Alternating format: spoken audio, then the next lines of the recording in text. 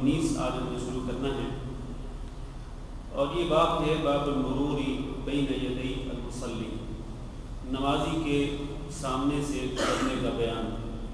یعنی اس باب میں یہ بیان کیا جائے گا کہ نمازی کے سامنے سے گزر سکتے ہیں یا نہیں، کہ نمازی کے سامنے سے گزرنا کتنا بڑا گناہ ہے، اور نمازی کو اپنے سامنے ستھرا رکھنا چاہیے۔ اس طرح کے مسائل جو ہیں وہ اس باب میں بیان کیے جائیں گے۔ پہلی حدیث پڑھتے ہیں۔ عن ابی جہیم عبد اللہ بن الحارث بن الصمہ الانصاری رضی اللہ عنہ قال قال رسول اللہ صلی اللہ علیہ وسلم لو يعلم المار بين يدي المصلي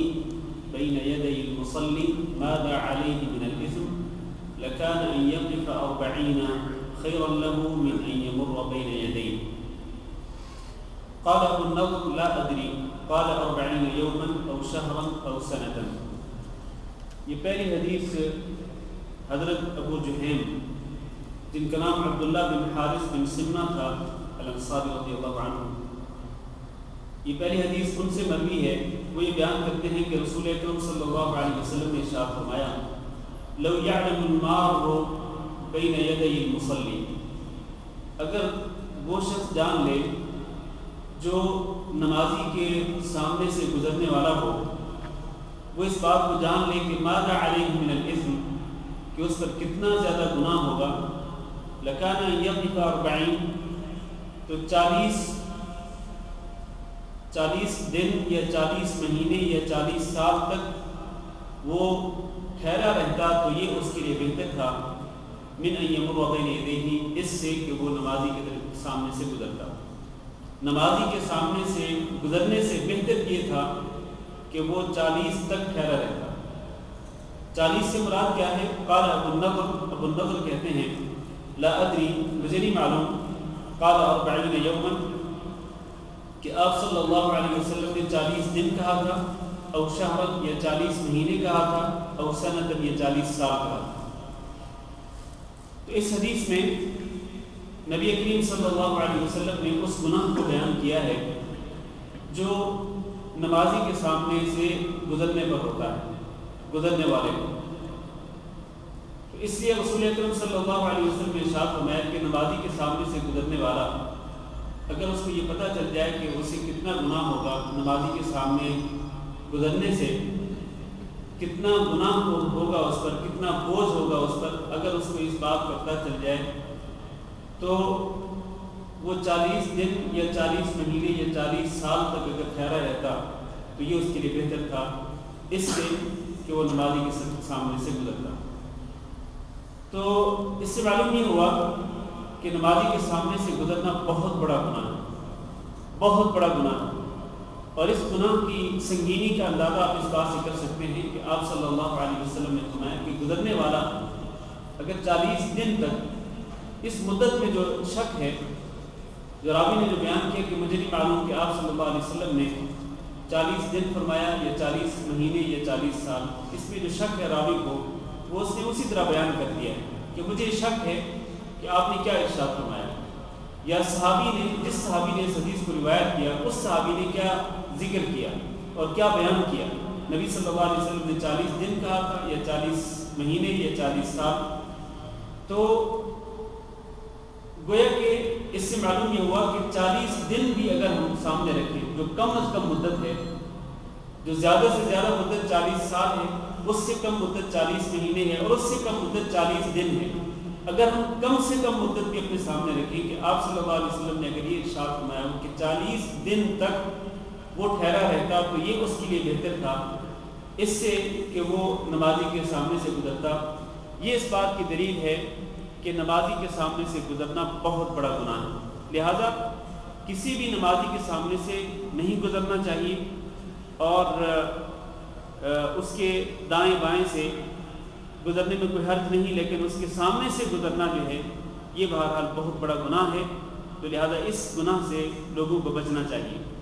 اور مسجد چاہے کوئی بھی ہو، چاہے یہ مسجد ہو یا کوئی بھی اللہ کی مسجد ہو، حتیٰ کہ مسجد حرام بھی، حتیٰ کہ مسجد نبوی بھی، جہاں تک ممکن ہو سکے نمازی کے سامنے سے گزرنا، نمازی کے سامنے سے گزرنا اس سے بچنا جو ہے وہ ضروری ہے، گزرنے سے بچنا ضروری ہے جہاں تک ممکن ہو سکے۔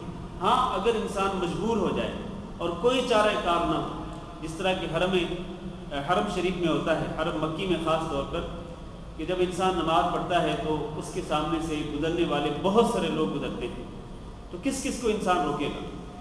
اور پھر نماز پڑھنے والے لوگ بہت سارے ہوتے ہیں، تو جس نے گزرنا ہے اگر وہ کھڑا رہے ایک ہی جگہ پہ اور وہ یہ دیکھتا رہے کہ مجھے جگہ بھی لے تو میں جاؤں، تو پھر تو وہ چند قدم ہی چل پائے گا، وہ کسی جگہ پہ جانے کے قابل نہیں رہے گا، نہ وہ اندر جانے کے قابل رہے گا، نہ وہ باہر نکلنے کے قابل رہے گا، کیونکہ نمازی ہی اتنے زیادہ ہوتے ہیں، ہر طرف نمازی پھیلے ہوتے ہیں، تو کہاں کہاں انسان بچ پائے گا، خاص طور پر رمضان کے موسم میں اور اسی طرح حج کے موسم میں۔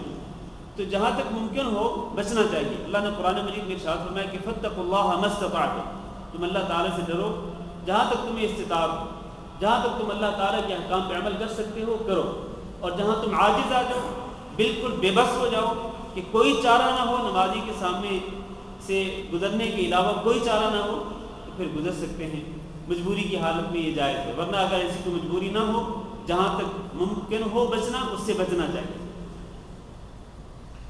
اس سے اگلی حدیث عن ابی سعید الخدری رضی اللہ عنہ قال سمعت رسول الله صلى الله عليه وسلم يقول اذا صلى احدكم الى شيء يستره من الناس فاراد احد ان يجتاز بين يديه فليدفعه فان ابى فليقاتله فانما هو شيطان۔ ابو سعید الخدری رضی اللہ تعالیٰ عنہ بیان کرتے ہیں کہ میں نے رسول اکرم صلی اللہ علیہ وسلم کو یہ کہتے ہوئے سنا کہ اذا صلی احدکم، کہ جب نماز پڑھے تم میں سے کوئی شخص الی شیء، کسی چیز کی طرف، مطلب وہ اپنے سامنے کو سترا رکھ لیتا ہے، چاہے وہ کرسی ہو، چاہے وہ یہ ستون ہو، چاہے وہ دیوار ہو، کسی بھی چیز کے سامنے وہ نماز پڑھتا ہے، یسترہ من الناس، اور وہ چیز ایسی ہے کہ جو اس کو لوگوں سے روکتی ہے اور اس کے اور لوگوں کے درمیان وہ رکاوٹ بنتی ہے، وہ چیز اس کے اور لوگوں کے درمیان پردہ بن جاتی ہے۔ تو اگر کوئی شخص اس طرح کسی چیز کی طرف نماز پڑھ رہا ہو، فاراد احد، پھر کوئی شخص یہ ارادہ کرے ان یجتاز بین یدیہ، کہ وہ اس کے سامنے سے گزرے، یعنی جس چیز کی طرف وہ نماز پڑھ رہا ہے، وہ دیوار ہو، ستون ہو، کرسی ہو، یا ایون کوئی بندہ ہو، کوئی انسان، کوئی نماز پڑھنے والا ہو، تو کسی چیز کی طرف یہ نماز پڑھ رہا ہے، کسی چیز کو سترا بنا کے، تو پھر کوئی گزرنے والا اس کے اور اس سترے کے درمیان سے گزرنا چاہے، تو یہاں نماز پڑھنے والے کو کیا کرنا چاہیے؟ فَلْيَدْفَعْهُ، تو یہ اس کو روکے، اس کو پیچھے ہٹا دے، ہاتھ کے اشارے کے ساتھ اس کو پیچھے ہٹا دے، کیونکہ یہ جو گزرنے والا ہے یہ اگر چاہتا تو یہ سترے کے اس طرف سے گزر سکتا تھا، لیکن یہ اس کے اور سترے کے درمیان سے گزرنا چاہتا ہے، تو یہاں پر نمازی کے لیے ممکن ہے کہ ہاتھ کے اشارے کے ساتھ اس کو روک دے، اور اس کو چاہے وہ دائیں طرف سے آ رہا ہو تو دائیں ہاتھ کے ساتھ، اور اگر بائیں طرف سے آ رہا ہو تو بائیں ہاتھ کے ساتھ اس کو روک دے، اور اس کو اپنے اور اپنے سترے کے درمیان سے بیچ میں سے گزرنے نہ دے۔ فَإِنْ أَبَى، پھر اگر وہ انکار کرے، یعنی وہ ہر صورت میں گزرنا چاہتا ہو، تو پھر کیا کرے یہ نماز پڑھنے والا؟ فَلْيُقَاتِلْهُ، تو یہ اس سے لڑائی کرے۔ لڑائی کرنے کا یہ معنی نہیں کہ اس کے گلے پڑ جائے، نہیں، بلکہ اس کا معنی یہ ہے کہ اس کو سختی سے پیچھے ہٹائے، سختی سے اس کو منع کرے، اور اپنی طاقت کا، زور بازو کا مظاہرہ کرتے ہوئے اس کو اپنے اور سترہ کے درمیان سے گزرنے نہ دے۔ یہ زور بازو کا استعمال کیوں ہے؟ فَإِنَّمَا هُوَ شَيْطَانٌ، اس لیے کہ یہ جو گزرنے والا بندہ ہے یہ شیطان ہے، شیطان کو روکنا ضروری ہے۔ شیطان کیوں کہا نبی صلی اللہ علیہ وسلم نے اس شخص کو؟ اس لیے فرمایا آپ صلی اللہ علیہ وسلم نے کہ شیطان نمازی کی نماز میں آتا ہے اور اس کے دل میں وسوسے پیدا کرتا ہے، اس کے ذہن میں خیالات پیدا کرتا ہے، اور نمازی کی نماز میں خلل ڈالنے کی کوشش کرتا ہے۔ جو کام شیطان کرتا ہے وہی کام یہ انسان کر رہا ہے، کہ یہ سترے اور نمازی کے درمیان سے گزر کر اس کی نماز میں خلل ڈالنا چاہتا ہے۔ ظاہر ہے کہ یہ ڈسٹرب ہوگا، یہ بندہ جو نماز پڑھ رہا ہے اس کے بالکل سامنے سے جب کوئی بندہ گزرے گا دائیں طرف سے یا بائیں طرف سے، یقیناً یہ ڈسٹرب ہوگا اور اس کی نماز میں خلل آئے گا، اس کے ذہن میں خیالات پیدا ہوں گے، وسوسے پیدا ہوں گے۔ اس لیے رسول اکرم صلی اللہ علیہ وسلم نے اس آدمی کو، گزرنے والے بندے کو شیطان قرار دیا۔ اس لیے اس کو سختی سے منع کرنا چاہیے، سختی سے اس کو پیچھے ہٹانا چاہیے۔ میرے بھائیو، اس حدیث سے کیا ثابت ہوتا ہے؟ اس حدیث سے 2-3 مسئلے ثابت ہوتے ہیں۔ پہلا مسئلہ یہ ہے کہ اذا صلی احدکم الی شیء یسترہ من الناس، کہ تم میں سے کوئی شخص جب کسی ایسی چیز کی طرف نماز پڑھ رہا ہو، کسی ایسی چیز کے سامنے کھڑا ہو کے نماز پڑھ رہا ہو کہ جو اس کے اور لوگوں کے درمیان رکاوٹ بن جائے، پھر اس کے اور سترے کے درمیان سے کوئی شخص گزرنے کا ارادہ کرے تو یہ اس کو روکے۔ اس کا معنی یہ ہے کہ اگر کوئی بندہ سترہ رکھے بغیر نماز پڑھ رہا ہو، اس نے سترہ نہیں رکھا، نہ اس کے سامنے کوئی کرسی، نہ اس کے سامنے کوئی ستون، نہ اس کے سامنے دیوار، کچھ بھی نہیں ہے، بالکل اوپن کھلی مسجد میں کھڑے ہو کے نماز پڑھ رہا ہے۔ فرض کر لیں کوئی شخص یہ بالکل بیچ مسجد کی کھڑا ہو کے نماز پڑھ رہا ہے، اس کے سامنے کچھ بھی نہیں، نہ اس کے سامنے کوئی بندہ بیٹھا ہے، نہ اس کے سامنے کوئی اور چیز پڑی ہے۔ اب یہ جو نماز پڑھنے والا ہے، اس نمازی کے سامنے سے گزرنا جائز ہے کہ نہیں جائز؟ اس کا جواب یہ ہے کہ پچھلی حدیث جو ابھی ہم نے پڑھی ہے، ابھی جو ہم نے پچھلی حدیث پڑھی ہے، اس سے کیا ثابت ہوتا ہے کہ گزرنے والے کے لیے بہتر یہ تھا کہ وہ 40 دن تک وہ رکا رہتا، بہتر یہ تھا کہ وہ 40 دن تک رکا رہتا اور وہ نمازی کے سامنے سے نہ رکتا۔ لہذا اگر وہ 40 دن تک رکتا نہیں اور ایک گھڑی بھی نہیں رکتا بلکہ وہ نمازی کے سامنے سے گزرتا ہے تو یقیناً گنہگار ہے۔ تو اس کا معنی یہ ہے کہ گزرنے والے کو بہرحال پرہیز کرنا چاہیے اور نمازی کے سامنے سے نہیں گزرنا چاہیے۔ لیکن جہاں تک نبی صلی اللہ علیہ وسلم کا یہ حکم ہے کہ کوئی شخص اگر نمازی اور سترے کے درمیان سے گزرنا چاہے تو نمازی کو چاہیے کہ وہ اس کو روکے، یہ اس بات کی دلیل ہے کہ نمازی اسی صورت میں روک سکتا ہے کسی کو کہ جب اس نے سترہ رکھا ہوا ہو، ورنہ اگر اس نے سامنے کچھ بھی نہیں رکھا ہوا اور اس کے سامنے سے کوئی بندہ گزرتا تو اس کو روکنے کا حقدار نہیں ہے۔ بھئی آپ کو چاہیے تھا کہ آپ اپنے سامنے سترہ رکھتے، جب آپ نے سترہ رکھا ہی نہیں اپنے سامنے تو پھر آپ اس کو روکنے کی حقدار ہی نہیں، آپ کیوں اس کو روکتے؟ اس کو گزرنے دیں، وہ جو گناہ ہوگا اس کو ہوگا، آپ کیوں اس کو روکتے؟ آپ اس کو روکنے کے حقدار تب تھے جب آپ نے اپنے سامنے سترہ رکھا ہوتا اور وہ گزرنے والا آپ اور سترے کے درمیان سے گزرتا، پھر آپ اس کو منع کر سکتے تھے۔ لیکن آپ نے تو کچھ بھی نہیں رکھا اپنے سامنے، بالکل کھلی مسجد میں کھڑے ہو کر کے اپنے سامنے کچھ بھی نہیں، آپ نماز پڑھ رہے ہیں تو گزرنے والے گزرتے رہیں گے۔ لیکن میرے بھائیوں، اسی لیے میں کہتا ہوں کہ سب سے پہلے نماز پڑھنے والے کو چاہیے کہ وہ اپنے سامنے سترہ ضرور رکھے۔ سب سے پہلے نمازی کو چاہیے کہ وہ اس سترے کا اہتمام کرے۔ رسول اکرم صلی اللہ علیہ وسلم کا ارشاد گرامی ہے، من کان منکم مصلیا فلیصلی الی سترہ، کہ تم میں سے جو شخص نماز پڑھنا چاہتا ہو تو وہ سترے کی طرف کھڑے ہو کے نماز پڑھے، اپنے سامنے سترہ ضرور رکھے۔ اور میں دیکھتا ہوں کہ لوگوں کو بالکل بیچ درمیان مسجد کے آخر میں کھڑے ہو جاتے ہیں، ان کے سامنے کچھ بھی نہیں ہوتا اور نماز پڑھنا شروع کر دیتے ہیں، حالانکہ ستون خالی پڑے ہوتے ہیں اور وہ اگر چاہیں تو اپنے سامنے کوئی کرسی یا کوئی رحل یا کوئی اور چیز رکھ سکتے ہیں، لیکن نہیں رکھتے۔ اور یہ بہت ہی مجرمانہ غفلت ہے لوگوں کی، یا اس کو جہالت کہہ سکتے ہیں۔ اگر مسئلے کا علم ہو اور پھر وہ اس طرح نہ کرے تو مجرمانہ غفلت ہوگی، لیکن اگر علم ہی نہیں ہے، جہالت ہے، تو پھر اس کو جہالت پر ہی محمول کر سکتے ہیں۔ بہرحال دونوں صورتوں میں، چاہے جہالت ہو یا دیدہ دنش سے انسان اس طرح کرے، ایسا نہیں کرنا چاہیے۔ سب سے پہلے نمازی کو چاہیے کہ وہ سترے کا اہتمام کرے، اپنے سامنے کوئی نہ کوئی چیز ضرور رکھے، اس کے سامنے کھڑے ہو کے وہ نماز پڑھے۔ پھر جو گزرنے والا ہے، جو بندہ گزرنا چاہتا ہے، اس کو چاہیے کہ وہ امام کے سامنے، وہ نماز پڑھنے والے کے سامنے سے نہ گزرے، چاہے اس نے سترہ رکھا ہو چاہے اس نے سترہ نہ رکھا ہو۔ دونوں صورتوں میں گزرنے والے کے لیے یہی حکم ہے کہ وہ نمازی کے سامنے سے نہ گزرے۔ ہاں، وہ اگر سترہ رکھا ہوا ہو کسی نمازی نے تو سترے کے اس طرف سے انسان گزر سکتا ہے آزادی سے، اس میں کوئی مسئلہ نہیں۔ مسئلہ صرف یہ ہے کہ اگر کسی نے سترہ رکھا ہے اور وہ اس کے سامنے یعنی نمازی اور سترے کے درمیان سے گزرنا چاہتا ہے تو اس صورت میں وہ یقینی طور پر بہت ہی سنگین گناہ کا مرتکب ہوگا، سنگین گناہ کا مرتکب ہوگا، اتنا بڑا گناہ کہ رسول اکرم صلی اللہ علیہ وسلم کی پچھلی حدیث اپنے ذہن میں رکھے کہ اگر اس کو یہ پتا ہوتا کہ گناہ کتنا ہے تو پھر وہ 40 دن تک رکا رہتا اور نمازی کے سامنے سے گزرنے کی جسارت نہ کرتا، اس کی جرات نہ کرتا۔ لہٰذا ان مسائل کا ہم سب کو خیال رکھنا چاہیے۔ اور تیسرا جو مسئلہ اس حدیث سے معلوم ہوتا ہے وہ یہ ہے کہ اگر سترے اور نمازی کے درمیان سے کوئی بندہ گزرنا چاہے تو نمازی کو چاہیے کہ وہ گزرنے والے کو روکے. اگر محبت پیار سے یعنی صرف اشارہ کرنے سے اگر وہ رک جاتا ہے تو ٹھیک ہے، لیکن اگر کوئی ضدی ہو، ہٹ درم ہو اور وہ نمازی کے سامنے سے گزرنا ہی چاہتا ہو ہر حال میں، تو پھر یہ اپنے زور بازو کا اظہار کر سکتا ہے، اس کو اپنی طاقت سے پیچھے ہٹا سکتا ہے، اس میں کوئی حرج نہیں.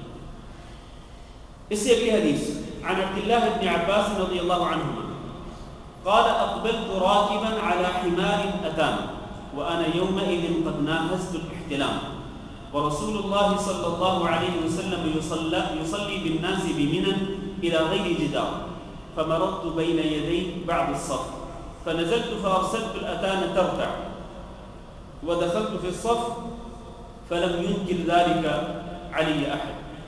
یہ حدیث عبداللہ بن عباس رضی اللہ تعالیٰ عنہ سے مروی ہے. وہ بیان کرتے ہیں اقبلت میں آیا، اقبلت کا معنی ہے آنا، میں آیا کس حالت میں؟ راکباً سوار ہو کر. کس سواری پر سوار ہو کر آیا؟ علی حمار اتان گدی پر سوار ہو کر.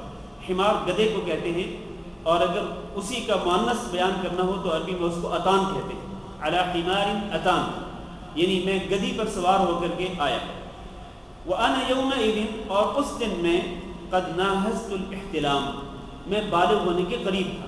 معنی یہ کبھی پوری طرح سے بالغ نہیں ہوا تھا، یہ کم سن بچے تھے. عبداللہ بن عباس رضی اللہ تعالیٰ عنہ جب رسول اکرم صلی اللہ علیہ وسلم نے وفات پائی تو اس وقت مشکل سے ان کی عمر 15 سال تھی. اور یہ جو واقعہ بیان کر رہے ہیں یہ حجۃ الوداع کا واقعہ ہے.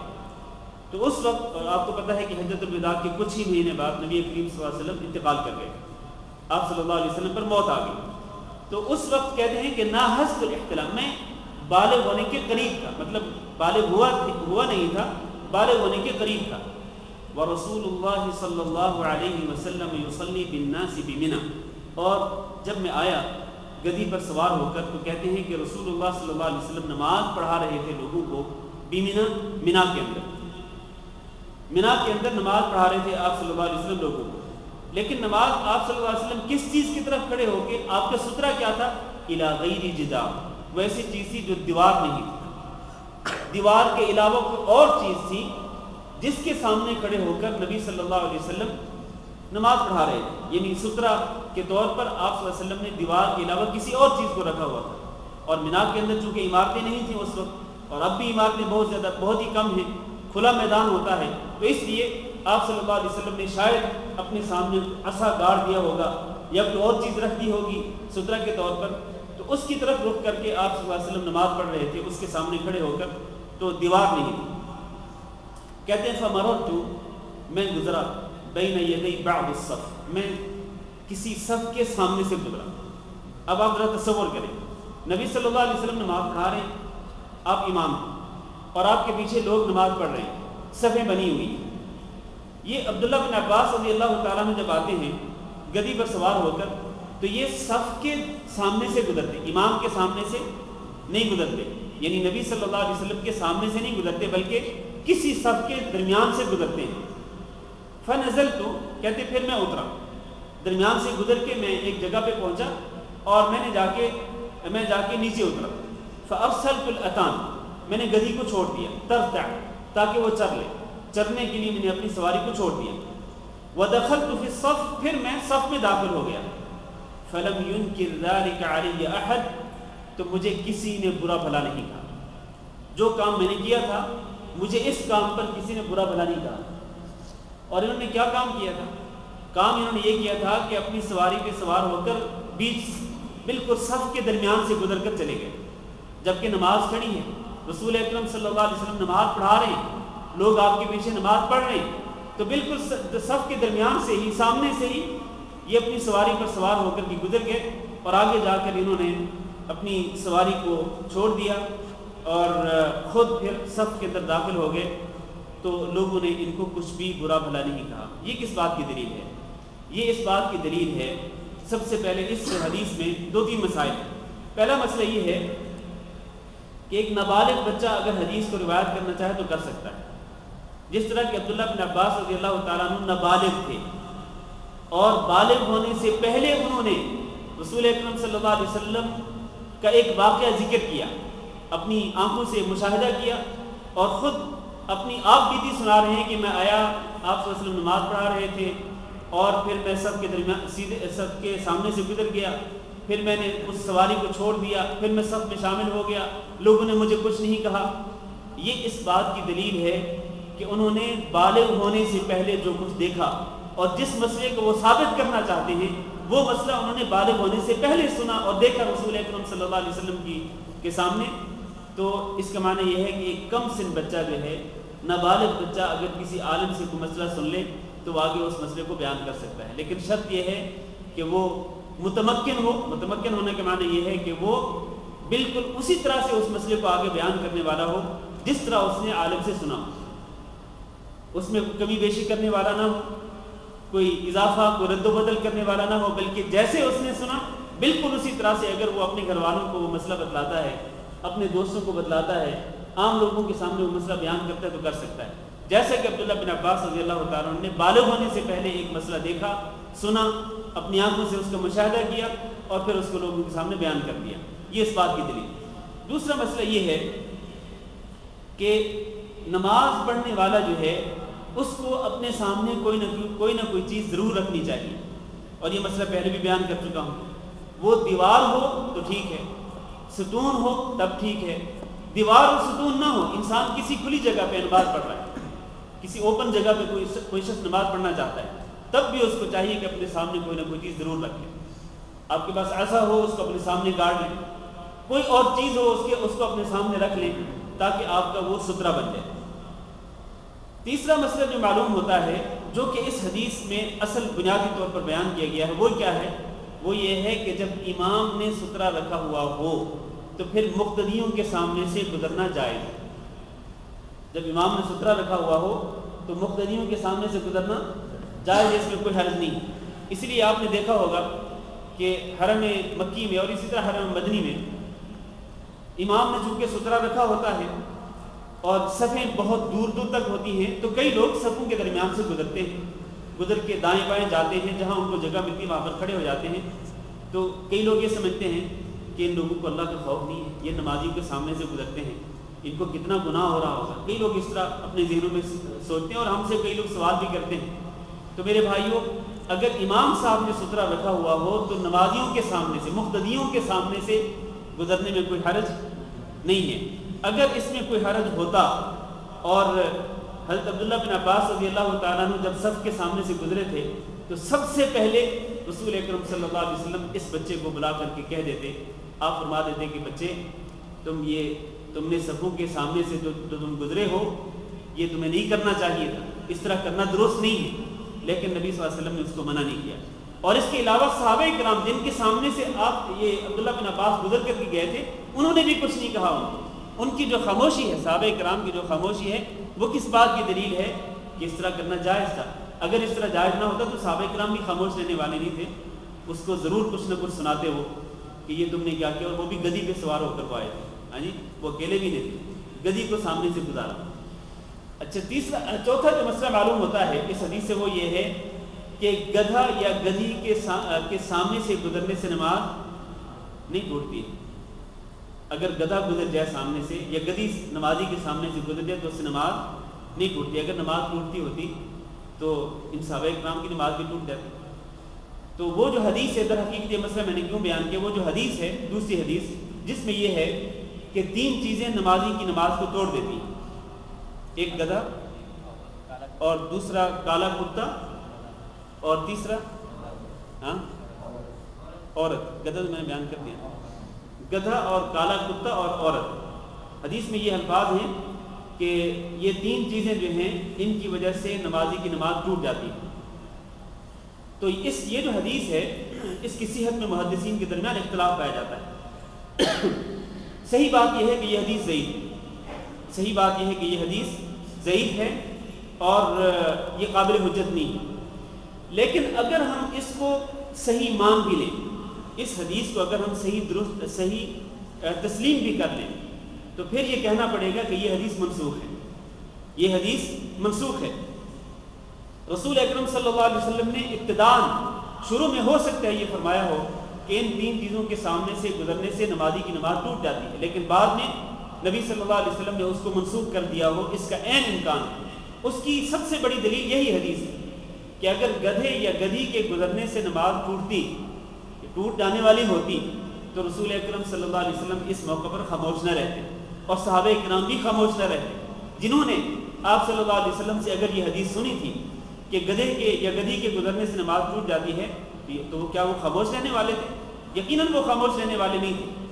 اور یہ واقعہ بھی نبی صلی اللہ علیہ وسلم کی بالکل آخری زندگی کا ہے کہ جس کے چند مہینوں کے بعد، تقریباً 2 یا 2.5 مہینے کے بعد یا 3 مہینوں کے بعد آپ صلی اللہ علیہ وسلم انتقال کر گئے، تو بالکل زندگی کے آخری حصے کا واقعہ ہے۔ یہ اس کی دلیل ہے کہ یہ حدیث ناسخ ہے، یہ حدیث ناسخ ہے، مطلب یہ منسوخ کر رہی ہے پہلے حکم کو۔ پہلا حکم کون سا تھا کہ گدھی کے گزرنے یا گدھے کے گزرنے سے نمازی کی نماز ٹوٹ جاتی ہے، وہ حصہ منسوخ ہو گیا، وہ حدیث منسوخ ہو گئی، اور یہ حدیث جو ہے یہ ناسخ ہے۔ اور جہاں تک عورت کا تعلق ہے کہ کیا عورت کے سامنے سے گزرنے سے نمازی کی نماز ٹوٹتی ہے، تو وہ بھی درست نہیں ہے۔ عورت کے سامنے سے گزرنے سے نمازی کی نماز نہیں ٹوٹتی۔ اس کی دلیل کیا ہے؟ اس کی دلیل اگلی حدیث ہے۔ اگلی حدیث ہم پڑھتے ہیں۔ عن عائشہ رضی اللہ عنہا قالت كنت انام بين يدي رسول الله صلى الله عليه وسلم ورجلاي في قبلته فاذا سجد غمزني فقبضت رجلي واذا قام بسطتهما قالت والبيوت يومئذ ليس فيها مصابيح۔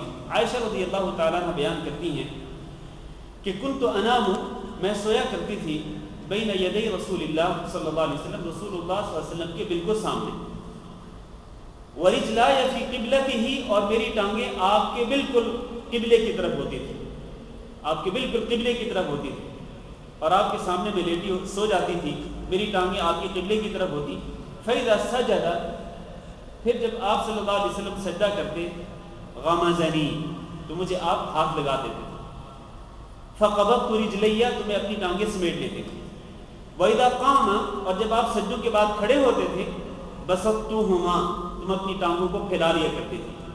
قالت، عائشہ رضی اللہ تعالیٰ عنہ کہتی ہیں، والبیوت یومئذ، اور گھروں میں ان دنوں کے اندر لیس فیہا مصابیح، چراغ نہیں ہوا کرتے تھے، ان دنوں کے اندر چراغ نہیں ہوتے تھے، اندھیرا ہوتا تھا، تو پتہ نہیں چلتا تھا، رسول اکرم صلی اللہ علیہ وسلم کو یہ پتہ نہیں چلتا تھا کہ عائشہ رضی اللہ تعالیٰ عنہ جو ہیں ان کی ٹانگیں میری سجدے والی جگہ پہ ہیں یا نہیں ہیں۔ تو آپ کیا کرتے تھے، جب آپ صلی اللہ علیہ وسلم سجدے کے لیے جانے لگتے تو آپ ہاتھ لگا دیتے تھے عائشہ رضی اللہ تعالیٰ عنہ کی ٹانگوں کو، تو عائشہ رضی اللہ تعالیٰ عنہ اپنی ٹانگیں سمیٹ لیتی، اور جب آپ کھڑے ہوتے تو عائشہ رضی اللہ تعالیٰ عنہ اپنی ٹانگوں کو پھیلا لیا کرتے تھے۔ یہ حدیث کس بات کی دلیل ہے؟ یہ اس بات کی دلیل ہے کہ عورت کے سامنے ہونے سے نمازی کی نماز نہیں ٹوٹتی ہے۔ اگر نمازی کی نماز ٹوٹتی ہوتی عورت کے سامنے ہونے سے، تو سب سے پہلے تو رسول اکرم صلی اللہ علیہ وسلم کی نماز ٹوٹنی چاہیے، کیونکہ ان کے سامنے ان کی زوجہ مطہرہ عائشہ رضی اللہ تعالیٰ عنہ ان کے سامنے لیٹی ہوتی، اور بالکل آپ کی ٹانگیں وہاں ہوتی جہاں آپ نے سجدہ کرنا ہوتا تھا، آپ بالکل قبلے کی طرف ہوتی آپ کی ٹانگیں۔ تو میرے بھائیو ذرا غور کیجیے، اگر کسی عورت کے سامنے، نمازی کے سامنے لیٹنے کی وجہ سے اگر نمازی کی نماز نہیں ٹوٹتی، تو کیا گزرنے کی وجہ سے نماز ٹوٹ جائے گی؟ کیا کہتے ہیں آپ؟ اور بھائی لیٹنے کی وجہ سے اگر نماز نہیں ٹوٹتی تو گزرنے کی وجہ سے بھی نماز نہیں ٹوٹے گی۔ تو یہ حدیث گویا کہ اس بات کی دلیل ہے کہ اگر نمازی کے سامنے سے کوئی عورت گزر جائے، چاہے آپ کسی بھی جگہ پہ ہوں، آپ گھر میں ہوں یا حرم مکی میں نماز پڑھ رہے ہوں یا کسی اور جگہ پہ نماز پڑھ رہے ہوں، اور آپ کے سامنے سے عورت گزر گئی تو آپ کی نماز نہیں ٹوٹے گی۔ اسی طرح گدھے کے گزرنے سے بھی نماز نہیں ٹوٹتی۔ تو وہ حدیث جو ہے، اگر پہلے ہم نے کہا کہ وہ حدیث جس میں یہ ہے کہ 3 چیزوں کے ساتھ نمازی کی نماز ٹوٹ جاتی ہے، وہ حدیث پہلے تو وہ ضعیف ہے، لیکن اگر اس کو صحیح مان بھی لیا جائے، کیونکہ محدثین کو اس میں اختلاف ہے، اگر اس کو صحیح تسلیم کر لیا جائے تو پھر بھی وہ حدیث یقینی طور پر منسوخ ماننی پڑے گی، کیونکہ یہ حدیثیں جو ہیں یہ اس بات کی دلیل ہیں کہ گدھے کے گزرنے کی وجہ سے نماز نہیں ٹوٹتی، عورت کے گزرنے کی وجہ سے بھی نماز نہیں ٹوٹتی، یقیناً وہ حدیث منسوخ ہو چکی، واللہ اعلم۔ اور اس حدیث کے اندر ایک اور مسئلہ بھی ہے، اور وہ بڑا اہم مسئلہ، وہ یہ ہے کہ ایک شخص اگر باوضو ہو اور وہ اپنی بیوی کو ہاتھ لگا لے تو اس کا وضو نہیں ٹوٹتا۔ بیوی کو ہاتھ لگانے سے، اور حتیٰ کہ کسی بھی اجنبی عورت کو بھی ہاتھ لگانے سے انسان کا وضو نہیں ٹوٹتا۔ وضو توڑنے والی چیزوں میں عورت کو ہاتھ لگانا شامل نہیں ہے. وضو توڑنے والی چیزوں میں عورت کو ہاتھ لگانا شامل نہیں ہے، چاہے وہ عورت اپنی بیوی ہو، چاہے وہ کوئی اجنبی عورت ہو. عورت کو ہاتھ لگانے سے وضو نہیں ٹوٹتا ہے. واللہ اعلم.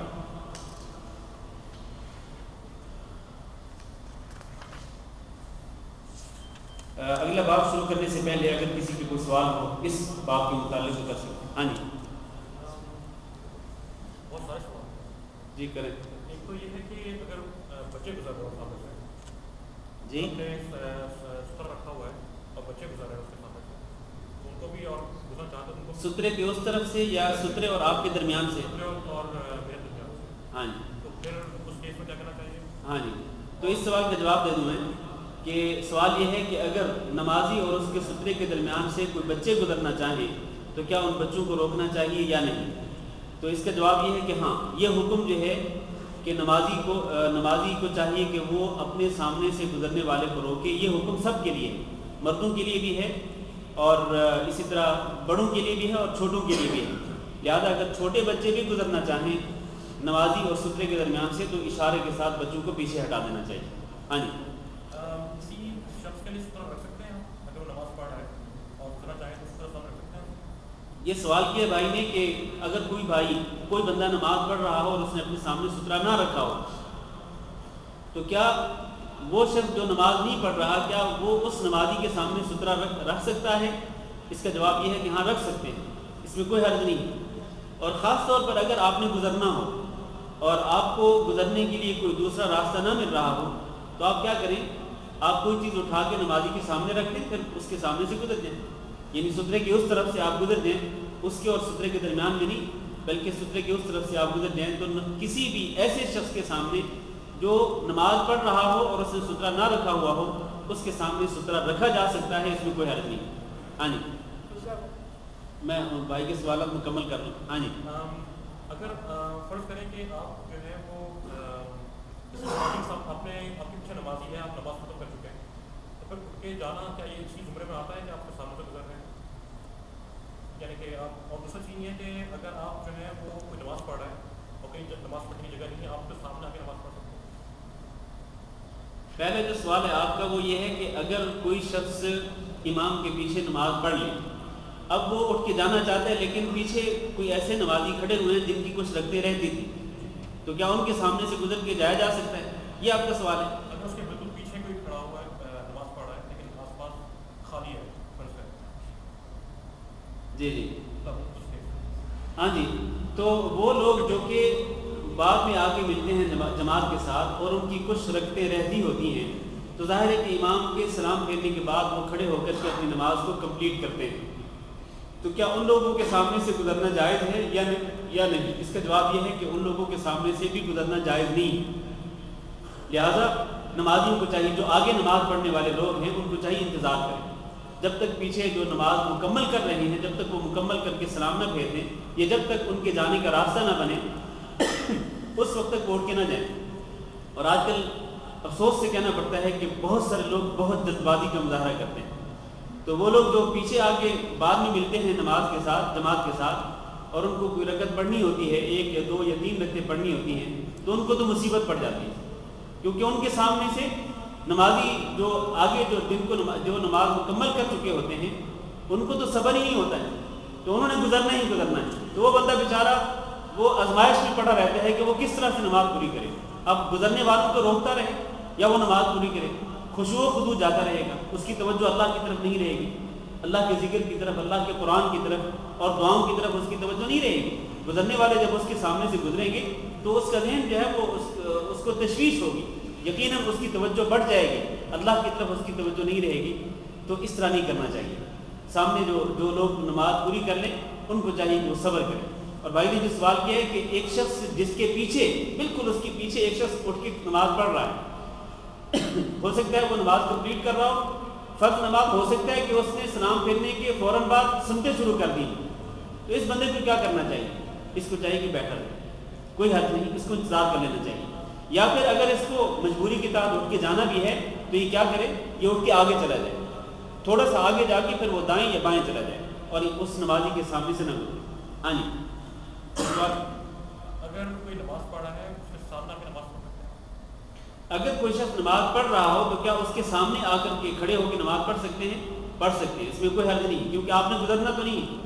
آپ یہ چاہتے ہیں کہ، اور آپ کو خاص طور پر اس صورت میں کہ آپ کو جگہ کوئی اور نہیں مل رہی، جگہ ہی آپ کو وہ مل رہی ہے جو نمازی کے سامنے وہ خالی ہے، تو آپ نمازی کے سامنے آ کر کے کھڑے ہو سکتے ہیں، وہاں پر آپ کھڑے ہو کے نماز پڑھ سکتے ہیں، کوئی حرج نہیں۔ ہاں جی، دو نمازوں کے درمیان اگر تھوڑی جگہ ہو اس میں سے کر سکتے ہیں آپ؟ دو نمازوں کے درمیان اگر جگہ ہے، دو نمازی ہیں، دو نمازیوں کے درمیان تھوڑی جگہ ہے، تھوڑی سی جگہ ہے، لیکن بہت زیادہ جگہ ہے، لیکن پیڑوں کے لوگ نکل جاتے ہیں، تو وہ صحیح ہے یا نہیں؟ ہاں، دو نمازیوں کے درمیان اگر تھوڑی سی جگہ باقی ہو جہاں سے کسی انسان کا گزرنا ممکن ہو اور وہ صبر نہ کر سکتا ہو تو کوئی حرج نہیں، ورنہ اگر صبر کر لیں تو بہتر ہے، کیونکہ اگر آپ ان دونوں کے بیچ میں سے گزریں گے تو دونوں نمازیوں کی نمازوں میں خلل پڑے گا۔ تو اگر تو صبر نہ کر سکتے ہو، مطلب مجبوری ہو، جانا ضروری ہے آپ کے لیے، تو کوئی حرج نہیں، آپ ان دونوں کے درمیان سے ٹیڑھے ہو کے نکلنا چاہیں تو نکل سکتے ہیں۔ سوالات ختم ہو گئے؟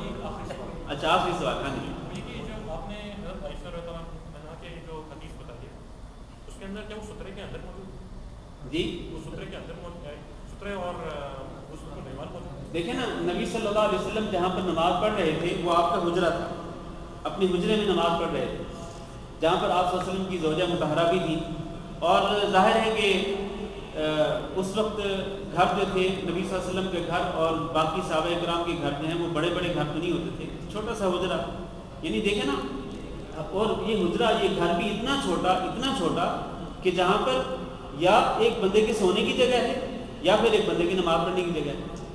اگر سویا ہوا وہ ٹانگیں پھیلا کے سویا رہے تو نماز پڑھنے والا سجدہ نہیں کر سکتا، یعنی اتنی تنگ جگہ تھی، اتنا تنگ حجرہ تھا، اتنا تنگ چھوٹا گھر تھا۔ تو سوال کیا تھا آپ کا؟ ہاں، کہ کیا سترا تھا گھر کے اندر یا نہیں تھا؟ یقیناً سترا تھا۔ نبی صلی اللہ علیہ وسلم ایک چھوٹے سے حجرے میں نماز پڑھ رہے تھے تو حجرے کی جو دیوار تھی وہ سترا تھی۔ ہاں جی، سوالات آپ کے ختم ہو گئے؟ اچھا، اب آپ کے پڑوسی جو ہیں ان کا سوال سنیں۔ ہاں جی، سوال یہ ہے کہ اگر کوئی شخص جو ہے وہ امام کے پیچھے نماز پڑھ رہا ہے پہلی صف اور جماعت پیچھے ہے کافی صفیں، اگر اس کا وضو ٹوٹ جاتا ہے، اب اس کے لیے کیا ہوگا؟ وہ اس طرح پھر نمازیوں کے سامنے سے آخر صف میں جا کے پھر جائے گا یا پھر؟ ہاں، یہ جو مسئلہ ہے نا یہ بڑا اہم ہے۔ سوال یہ کہ بھائی نے کہ اگر کوئی بندہ پہلی صف میں ہو یا دوسری صف میں ہو اور اس کے پیچھے کئی صفیں ہوں لیکن اس کا اگر وضو ٹوٹ جاتا ہے تو ظاہر ہے کہ اب اس کی نماز ٹوٹ گئی، وضو ٹوٹ گیا تو نماز ٹوٹ گئی، اب اس کو باہر نکلنا ہے تو وہ کس طرح سے نکلے؟ تو یہ ایک مجبوری کی حالت ہے، اس کو چاہیے کہ وہ اسٹریٹ بالکل نمازیوں کے درمیان سے نکل جائے، آگے سے نہ گزرے، بالکل سیدھا گزر جانا چاہیے، نکل جانا چاہیے۔ لیکن اگر اس کو راستہ نہیں ملتا اور وہ یہ چاہتا ہے کہ تمام نمازیوں کو ڈسٹرب کیے بغیر وہ کسی ایک طرف سے نکل جائے تو کوئی حرج نہیں، کیونکہ میں نے پہلے یہ حدیث بیان کی ہے کہ جب امام کا سترہ موجود ہے تو پھر نمازیوں کے یعنی مقتدیوں کے درمیان سے ان کے سامنے سے گزرنا جائز ہے، اس میں کوئی حرج نہیں۔ لہذا وہ شخص جس کا وضو ٹوٹ گیا تو وہ دیکھ لے کہ وہ دائیں طرف سے نکل سکتا ہے یا بائیں طرف سے نکل سکتا ہے، جہاں سے اس کو آسانی سے راستہ ملے اور صفیں ڈسٹرب نہ ہوں، تو اس کے بغیر ہی اگر اس کو آسانی سے راستہ مل سکتا ہے دائیں بائیں تو اس کو وہاں سے نکل جانا چاہیے، اس میں کوئی حرج نہیں۔ اور اس کے لیے اگر وہ صفوں کے سامنے سے گزرتا بھی ہے تو اس میں کوئی حرج نہیں، کیونکہ امام کو سترہ رکھا ہوا ہے۔ ہاں جی،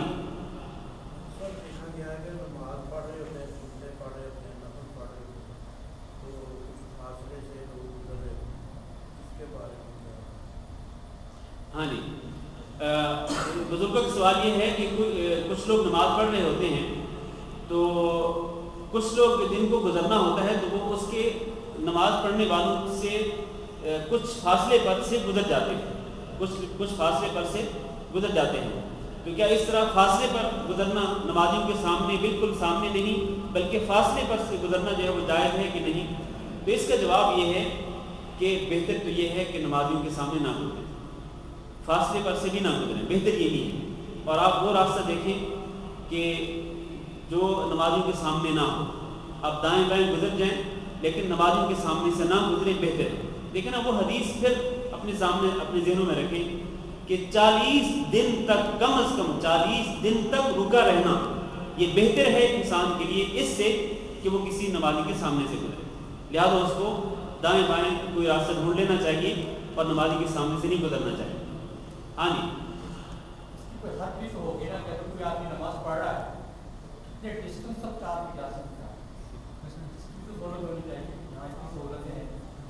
سہولت یہ ہے کہ وہ جو نماز پڑھ رہا ہے اس کو چاہیے کہ وہ سترا رکھے. سترا اس کی حد ہے, سترے کے اس طرف سے گزر سکتے ہیں. سترا رکھنا چاہیے, نمازی کو سترا رکھنا چاہیے. اور اگر آپ دیکھیں, اگر آپ گزرنا ہی چاہتے ہیں تو آپ کیا کریں, کوئی چیز اٹھا کے اس کے سامنے سترے کے طور پر رکھ دیں, پھر گزر دیں, پھر کوئی حرج نہیں. ہاں جی, ہاں تقریباً 1 فٹ جو ہے وہ بلند ہونا چاہیے. 1 سے تقریباً 1 سے 1.5 فٹ تک, تقریباً 1.5 فٹ تک جو ہے وہ سترا بلند ہونا چاہیے. ہاں جی جی, ہاں یہ تو تقریباً 1 فٹ بھی نہیں ہے اس کی بلندی. ہاں جی, اگر ہاں جی تو کم از کم سترا جو ہے نا, سترا کم از کم 1 سے 1.5 فٹ تک لمبا ہونا چاہیے, اس سے چھوٹا نہیں ہونا چاہیے. اس کی لمبائی جو ہے وہ اس سے کم نہیں ہونی چاہیے. ایک آدمی نماز پڑھ رہا ہے یا 2 آدمی, اس کے بعد جماعت پڑھتی ہے, پورا صف ہو گیا, 1 صف ہو گیا, 2 صف ہو گیا, وہ سترا سبھی کے لیے کافی ہوگا. امام کے سامنے سترا رکھے, پہلے آدمی کی نماز کوئی فرض نماز ہے جیسے اس نے اپنے سامنے رکھ دیا, اس کے بعد لوگ آتے ہیں, وہ امام ہے, وہ ہاں امام جی, اس کے آگے رکھ دیا, اور پیچھے اگر صف بن گئی ہے تو اس کے آگے سے آدمی جا سکتا ہے. ہاں جی جی, اگر کوئی شخص اپنے سامنے کوئی سترا رکھ لیتا ہے اور پھر اس کے پیچھے صف بن جاتی ہے تو ظاہر ہے کہ وہ سترا اس امام کے لیے بھی ہے اور امام کے پیچھے جو مقتدی ہیں ان کے لیے بھی ہے, یا اس آدمی کے پیچھے جو صف ہے یا اور اس کے پیچھے جو صفیں ہیں ان سب کے لیے وہ سترا کافی ہے. ہاں جی, سترے کی اس طرف سے آگے سے گزرنا جائز ہے, کوئی حرج نہیں. ہاں جی,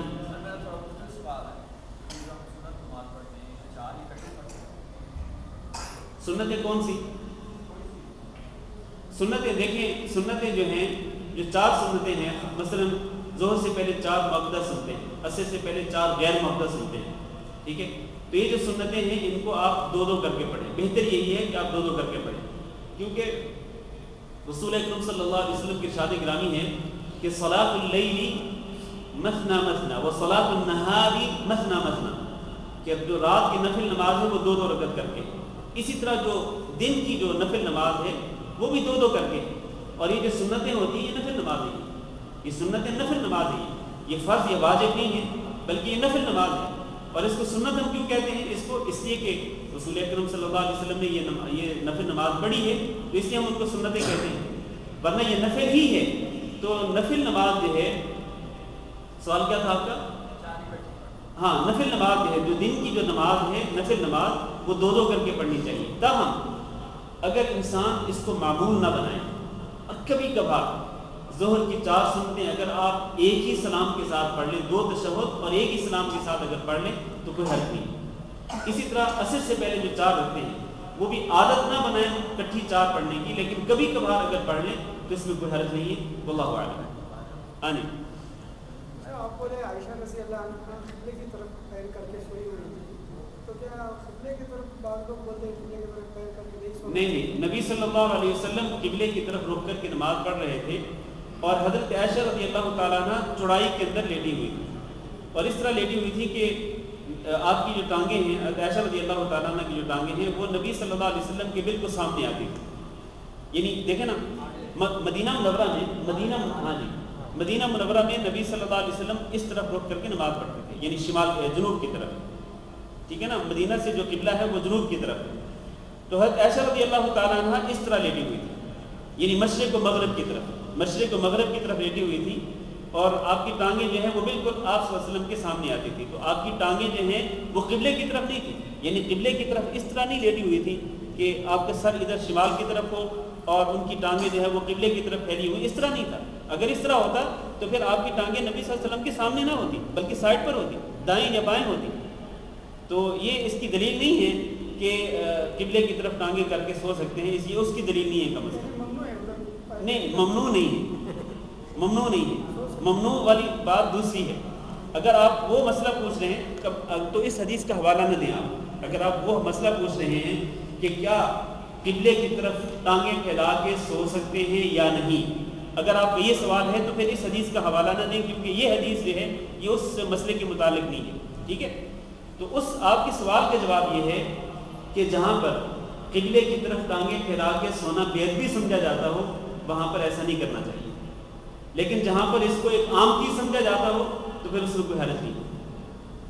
یہ اپنے اپنے معاشرے کی اپنے اپنے علاقے کی بات ہے، تو لہذا جس معاشرے کے اندر، جس ملک کے، جس شہر کے اندر اس چیز کو بے ادبی تصور کیا جاتا ہو وہاں پر ایسا نہیں کرنا چاہیے، تاکہ لوگ آپ کو بے ادب نہ کہیں، لوگ آپ کو گستاخ نہ کہیں کہ دیکھیں یہ قبلے کی طرف، خانہ کعبہ کی طرف، اللہ کے گھر کی طرف اس نے ٹانگیں پھیلائی ہوئی، لوگ آپ کو گستاخ کہیں گے، آپ کو بے ادب کہیں گے۔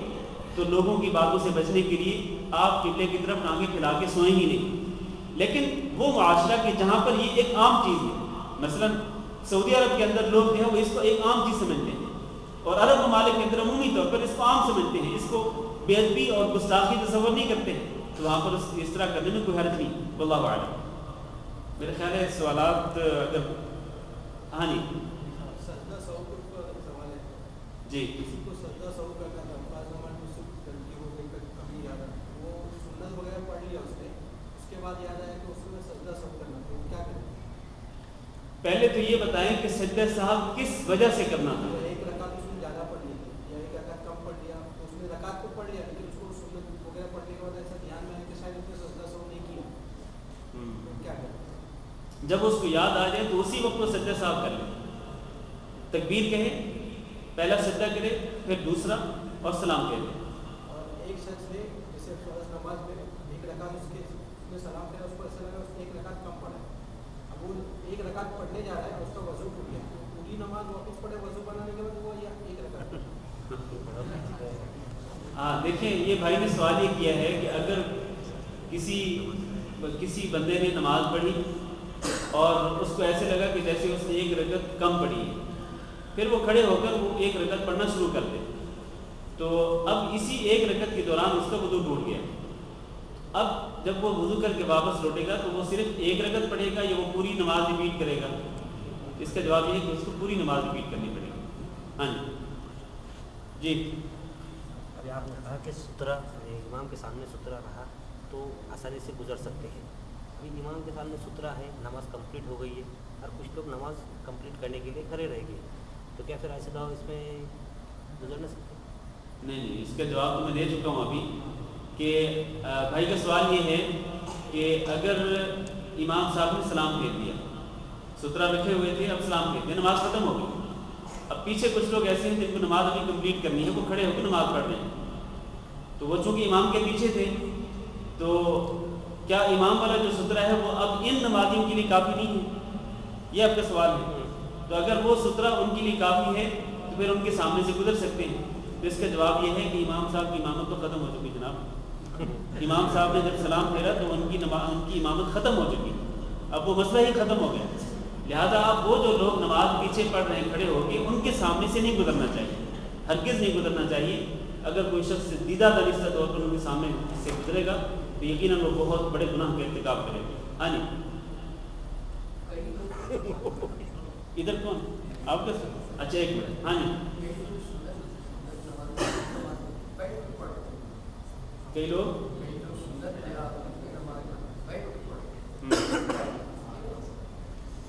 یعنی آپ کا سوال کیا بیٹھ کے پڑھنا جائز ہے یا ناجائز ہے؟ اچھا، سوال یہ کیا انہوں نے کہ سنت نماز جو ہے، سنت نماز جو ہے وہ بیٹھ کے پڑھنا جائز ہے یا نہیں، یہی سوال ہے نا آپ کا؟ دیکھیں ہاں، بندہ تندرست بھی ہو اور وہ کھڑے ہو کے پڑھ سکتا ہو تو اس سے پوچھنا چاہیے کہ آپ کو کیا تکلیف ہے، آپ کیوں بیٹھ کے پڑھ رہے ہیں، اسی سے پوچھنا چاہیے۔ اصل میں دیکھیں بات یہ ہے کہ کئی چیزیں ایسی ہیں جو ہمارے ہاں یعنی پاکستان اور ہندوستان میں وہ ایسی چیزیں ہیں جو رسم و رواج پا چکی ہیں، ایسی چیزیں پھیل چکی ہیں، تو کئی لوگ جو ہیں وہ صرف لوگوں کو دیکھ کر کے ایک عمل شروع کر دیتے ہیں، یعنی وہ جب وہ دیکھتے ہیں کہ بھئی مغرب کے بعد کی جو سنتیں ہیں لوگ بیٹھ کے پڑھتے ہیں تو وہ بھی بیٹھ کے پڑھنا شروع کر دیتے ہیں، یہ تحقیق نہیں کرتے کہ بھی بیٹھ کے ہی پڑھنی چاہیے یا کھڑے ہو کے پڑھنی چاہیے۔ تو اصل مسئلہ آپ کو بتا دیتا ہوں، اصل مسئلہ یہ ہے کہ کھڑا ہونا، کھڑے ہو کے نماز پڑھنا جو ہے یہ فرض ہے۔ کس نماز میں؟ فرض نماز میں۔ فرض نماز میں کھڑا ہونا فرض ہے، اور کوئی شخص اگر کھڑے ہو کے نماز پڑھ سکتا ہو لیکن وہ دیدہ کا نسبہ جان بوجھ کے بغیر کسی شرعی عذر کو بیٹھ کے نماز پڑھ لے، اس کی نماز نہیں ہوتی، اس لیے کہ اس نے فرض کو چھوڑ دیا۔ کھڑے ہو کے پڑھنا فرض تھا، اس نے چھوڑ دیا یہ فرض۔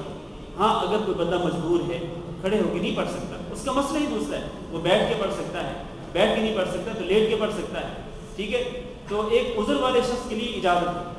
لیکن جہاں تک نفل نماز کا تعلق ہے تو نفل نماز کے لیے کھڑا ہو کے نماز پڑھنا ضروری نہیں ہے، یہ فرض نہیں ہے۔ لہذا کوئی بھی شخص جو صحت مند ہو، تندرست ہو، وہ اگر بیٹھ کے کوئی نفل نماز پڑھے گا، نماز ہو جائے گی، اس کی نماز ہو جائے گی، اس میں کسی قسم کا شک و شبہ نہیں ہے۔ لیکن وہ حدیث سامنے رکھنی چاہیے، رسول اکرم صلی اللہ علیہ وسلم کے ارشاد گرامی ہے کہ جو بندہ بیٹھ کے نماز پڑھے اس کو اس آدمی کی نسبت آدھا اجر ملتا ہے جو کھڑے ہو کے نماز پڑھتا ہے۔ تو یہ بندہ جو کہ ماشاءاللہ صحت مند ہے، تندرست ہے، اور کھڑے ہو کے نماز پڑھ کے وہ پورا اجر لے سکتا ہے، تو کیوں وہ خواہ بغیر عذر کے وہ بیٹھ کے نماز پڑھتا ہے اور آدھا اجر لیتا ہے؟ مطلب یہ کہ ایک بندے کو یہ پتہ ہو کہ مجھے ایک کام کرنے پر 100 دینار ملیں گے، ٹھیک ہے، اور اگر میں وہ کام جو ہے وہ اگر صحیح طرح سے نہ کروں تو مجھے 50 دینار ملیں گے، تو وہ اگر نہیں بھی کر سکتا ہوگا نا، کھڑے اگر جس طرح مثال لے لیں آپ کہ ایک بندے کو یہ کہا جائے کہ آپ کھڑے ہو کے یہ کام کریں، آپ کو 100 دینار دیے جائے، اور اگر آپ بیٹھ کے کریں گے تو آپ کو 50 دینار دیے جائیں گے۔ اگر وہ نہیں بھی کھڑا ہو سکتا ہوگا تو وہ ضرور 100 دینار کے لیے کھڑا ہوگا۔ یہ بات درست ہے، یہ بات درست ہے کہ نہیں؟ دنیاوی لحاظ سے یہ بات سمجھ آتی ہے کہ 100 دینار لینے کے لیے وہ ضرور کھڑا ہوگا، چاہے وہ نہ بھی کھڑا ہو سکتا ہے۔ میرے بھائی یہاں پر اللہ رب العزت آپ کو پورا اجر دینا چاہتے ہیں، اور آپ کو اللہ تعالیٰ موقع دے رہے ہیں کہ آپ کھڑے ہو کے نفل نماز پڑھیں، سنتیں کھڑے ہو کے پڑھیں، تاکہ اللہ رب العزت آپ کو پورا اجر دے۔ تو خواہ بغیر کسی عذر کے یہ پورے اجر کی بجائے آدھے اجر پہ انسان راضی ہو جائے، یہ بات عقل سے بالاتر ہے۔ یہ جس طرح میں نے پہلے کہا کہ کئی لوگوں کے ہاں جو ہے وہ صرف رواج ہوتا ہے اور اس رواج کی شریعت کے اندر کوئی حیثیت نہیں ہوتی۔ یہ چونکہ پاکستان اور ہندوستان میں رواج پا چکی ہے یہ چیز کہ لوگ مغرب کی نماز کے بعد 2 سنتیں کھڑے ہو کے پڑھتے ہیں، پھر بیٹھ کے 2 نفل پڑھتے ہیں۔ یہ ایک رواج ہے، یہ رسم بن چکی ہے، ورنہ شریعت کے اندر اس کی کوئی حیثیت نہیں۔ رسول اکرم صلی اللہ علیہ وسلم نے مغرب کی نماز کے بعد 2 ہی سنتیں پڑھی ہیں، اس کے بعد 2 مزید نفل بیٹھ کے کبھی نہیں پڑھے۔ یعنی آپ صلی اللہ علیہ وسلم کی پوری زندگی میں ایسا کبھی بھی نہیں ہوا کہ آپ صلی اللہ علیہ وسلم نے مغرب کی نماز کے بعد 2 سنتیں کھڑے ہو کے پڑھی ہوں اور 2 نفل بیٹھ کے پڑھی ہوں، ایسا ایک مرتبہ بھی نہیں ہوا۔ تو جو کام نبی صلی اللہ علیہ وسلم نے نہیں کیا وہ ہم کیوں کرتے ہیں؟ اس کو ہم دین کا حصہ سمجھ کے کرتے ہیں، تو یہ بالکل غلط ہے، ایسا نہیں کرنا چاہیے۔ 2 ہی رکھتے ہیں، مغرب کی نماز کے بعد 2 ہی نفل ہیں جو کہ ہم سنت کے طور پر پڑھتے ہیں، وہی 2 پڑھنی چاہیے۔ ہاں جی اور کوئی گزرنا چاہے ہم اس کو منع بھی کر رہے ہیں اور گزر جائے تو ہماری نماز ٹوٹے گی؟ نہیں، نماز نہیں ٹوٹے گی۔ سوال یہ ہے کہ اگر آپ نے سترہ رکھا ہوا اور ایک گزرنے والا آپ کے سامنے سے گزرتا ہے، آپ نے روکنے کی بھی کوشش کی، اشارہ کیا، لیکن وہ ایسا شیطان ہے، شیطان بھی حدیث میں اس کو شیطان کہا گیا نا، میں نے تو نہیں کہا اپنی طرف سے، رسول اکرم صلی اللہ علیہ وسلم نے اس کو شیطان کہا، تو وہ ایسا ضدی شیطان ہے وہ کہ اس کے سامنے سے گزرنا ہی چاہتا ہے۔ تو بھائی نے سوال یہ کیا ہے کہ اگر اس کو گزرنے دیا جائے یا وہ زبردستی گزر جاتا ہے تو کیا نمازی کی نماز ٹوٹ جائے گی؟ اس کا جواب یہ کہ نہیں، کسی کے سامنے سے گزرنے سے نماز نہیں ٹوٹتی ہے۔ اس طرح میں نے پہلے بھی کہا، یہ مسئلہ واضح کر دیا کہ نماز ٹوٹنے کے متعلق جو حدیث ہے 3 لوگوں کے متعلق، وہ بھی حدیث منسوخ ہو چکی ہے۔ تو کسی عام آدمی کے نمازی کے سامنے سے گزرنے سے نمازی کی نماز ٹوٹتی نہیں ہے۔ ہاں نماز اگر وہ اس کو نہیں روکتا تو یقیناً اس کے اجر و ثواب میں کمی واقع ہوتی ہے اور اس میں خلل واقع ہوتا ہے۔ جزاک اللہ خیر۔ اذان کا ٹائم ہے، سبحان اللہ۔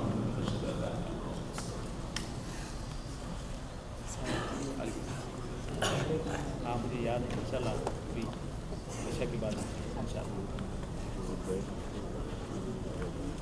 نہیں وضو نہیں ٹوٹتا۔